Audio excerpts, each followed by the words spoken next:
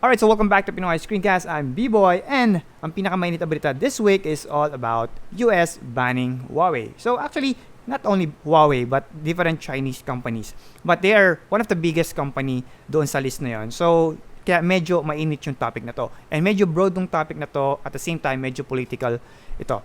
So, but I'll try to make it concise and short as possible and very easy to understand para dun sa mga viewers ko dyan na hindi ganun ka-technical in terms of this issue. Alright? So, to start with, nagsimula ito actually a couple of months ago regarding doon sa trade war ng US versus China. And medyo mahaba-habang usapan yon. Kasama doon sa in-announce nila is yung executive order and immediate full effect is banning of buying US technology and preventing from selling product to US. So, yung China, yon. Naglabas sila ng mga list nung different companies and isa doon ay ang Huawei and they're also one of the biggest company doon sa list na yon.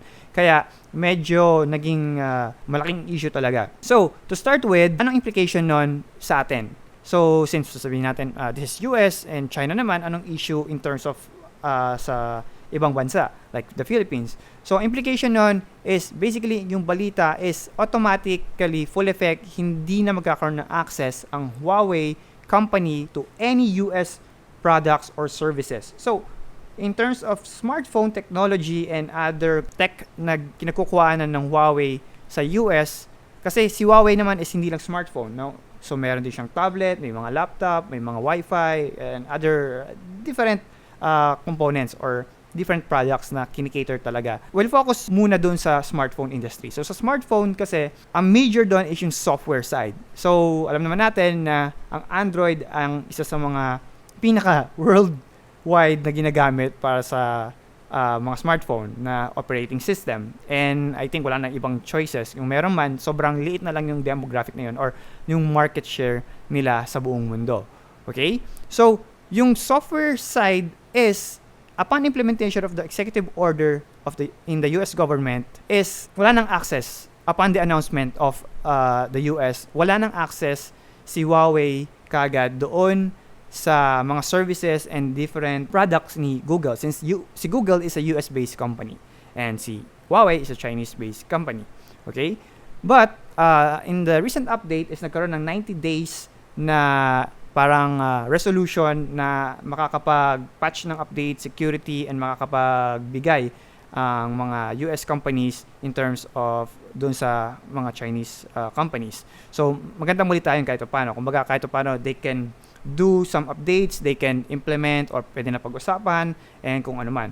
But basically, the bigger picture here is yung China, before they can transact sa mga US company, is they need to have license sa US government. So, ibig sabihin, gumigit na yung US government bago makipag-transact sila sa mga US company. So, yun yung parang pinaka-hurdle doon. Kaya, medyo malaking issue na yun. So, naging parang political nga itong topic na to. Kaya, naging malaki talaga.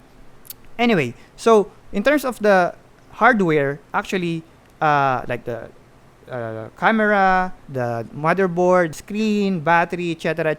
na different parts. Most of them is kumukuha rin sila sa US. But yung iba doon is nasa ibang bansa, right? Nasa Taiwan, Japan, Korea, and so on and so forth. But ang pinaka-major nga is yung software since Google is yung pinaka-proprietary na ginagamit para doon. And although sabihin nyo na, wait, ang Google is part lang ng services na ina-offer nung Android ecosystem. Kasi merong, ano talaga yan? Merong tatlong pillar yan. So, merong AOSP, and then Google Services, and the Google Apps. If isipin nyo, pwedeng gamitin lang ni Huawei is yung AOSP. But that is just a core software or operating system. Most of the people is aware na sa paggamit ng Google Services and Google App. And most of us, and basically actually kahit ako, if mawalan ako ng access sa Google, malaking implication yon. So, may hirapan akong gumamit or mag-adjust. Kasi nasanay tayo sa Google, na Gmail, YouTube, and majority of the apps is talagang implemented ni Google or sila yung nagkikater ng service na yon. Yan, yung mga photos, Google Drive, blah, blah, blah, and Google Docs, Excel, and so on and so forth. Sobrang dami talaga. So, lahat yon is nasa US na company and talagang restricted na yung access ni Huawei doon. So after the implementation is nag-announce kaagad yung mga US-based company like Google, Intel, uh, Qualcomm, and so on and so forth na they will cut tie in terms of partnership with Huawei. So immediate take effect agad yun. Kaya yung mga tao sa social media and most of the users dito sa Philippines is medyo nagpanic. Anong mangyayari sa software update or anong mangyayari in terms of sa paggamit namin ng Google. In my own personal perspective kasi, medyo parang naging masyadong OA lang yung ibang tao. Kasi, to be honest, if you're familiar with the different groups and different people na gumagamit ng Play Store sa Philippines, lalo na, well, sa Philippines mismo, is hindi pa ganun kalaki actually yung demographic ng tao na aware sa Google Play. Actually, marami akong kilala na hindi pa hindi pa gumagamit ng Google Play and hindi nila alam gamitin. Hindi nga nila alam kung paano mag-create ng email. So, doon pa lang, hindi na nila alam kung paano nga ba nag-work yung Google services. Napaisip ako, if gaano ba kalaki yun? Gaano kalaki yung market na yun na may alam sa patches and updates? And if you're going to think of it, usually, yung mga marurunong is yun yung nagpapanik lang. Kasi, or actually, hindi marunong. Yung mga hindi marunong pa nga ang nagpapanik.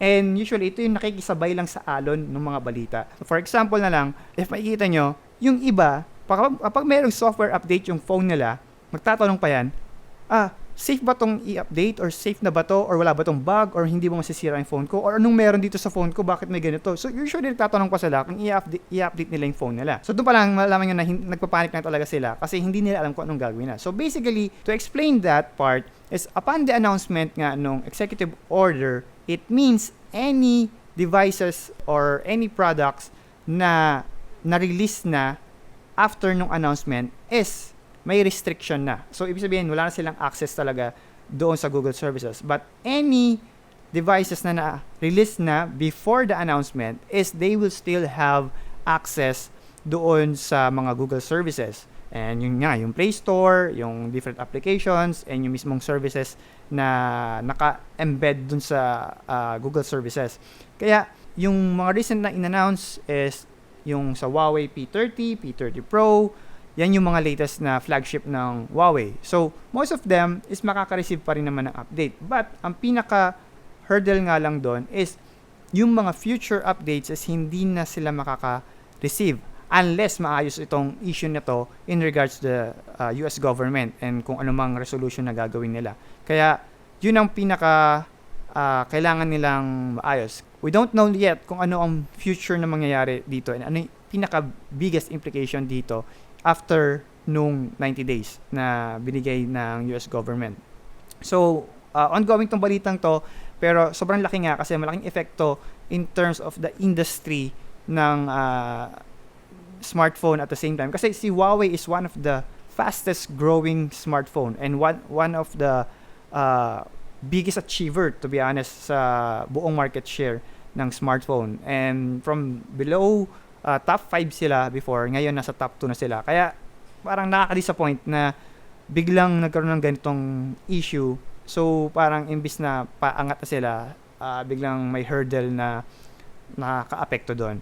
Pero yun, so ang medyo alarming lang sa social media is maraming taong na-alarma na gusto ibenta yung smartphone nila kasi nga naban na si Huawei and blah blah blah and about the security issue, may mga spyware, blah blah blah and so forth. So maraming balitang kumakalat. Pero yun, basically ang bottom line lang naman doon, anything na updates na before the announcement or after the announcement is yun lang, magkakaroon na kayong restriction pero again, hindi pa final yun and inaayos pa ng both parties, inaayos pa ng China and at the same time ng US, mga different companies kung ano yung mangyayari. So, makikita nyo rin na nag-announce na rin yung mga different network companies natin dito locally like si Smart, PLDT, nag-social media announcement na rin sila and at the same time, si Google mismo is nag-announce sila na hindi kailangan mag-panic yung mga tao kasi they will give updates pa rin doon sa mga na-release na ng mga devices. So, continuous pa rin naman yung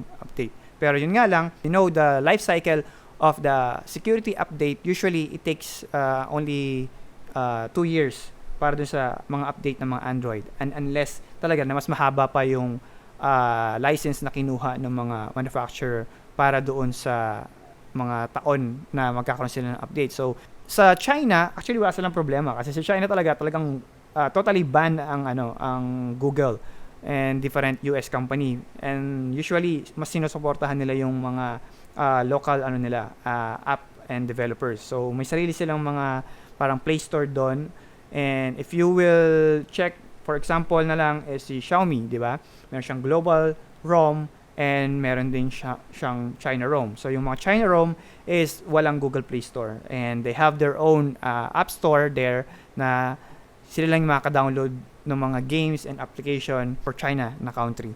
And if gusto nyong bumili ng mga China ROM, magagamit nyo dito, pero you need to sideload yung mga Google application or Google Play Store. Pero yun nga, hindi lahat ng tao is alam yung pagsa-sideload, and usually mga advanced user lang and mga technical people yung nakakaalam nun. So, majority pa rin ng mga users kasi hindi alam yung part na yun. And sabi ko nga kanina, yung paggawa pa lang ng email, ng Gmail is yung iba hindi na nga nila alam, pumupunta pa sila minsan sa Green Hills para magpa-install ng mga application or games para doon sa kanilang phone, and hindi nila alam na pwede naman mag-install directly doon sa phone nila. But anyway, so yun yung pinaka-headline nitong topic na to. Pero this is still ongoing and may mga nangyayari pa. So, ang pinaka lang dito is just don't panic in terms of mga security updates. And for sure, sa ibang tao, malaking issue lang sa mga enthusiasts, mga smartphone enthusiasts. Medyo malaking implication yung software update. Lalong-lalo na sa mga tao talaga na gusto na timely updated yung phone nila. Anyway, so moving forward, let me know in the comment section down below, guys. So, isa ba kayo doon sa mga tao na gusto na laging updated yung phone, or na wala naman pake if updated man yung phone nila or hindi? So, by the way, I also link in the description box yung Discord group if you're interested to join. Doon natin mag-continue yung discussion, and let's talk there, let's chat, and let's discuss some tech news and different things if you're interested with that. And again, I'll just link it down below. Again, let me know in the comment section down below kung ano yung mga insights nyo as well, and at the same time, ano yung tumatakbo sa isip nyo in terms of this topic, and anong masasabi nyo. So, let's continue the discussion there. And again, I'm B-Boy. Thanks for watching, and see you on my next video.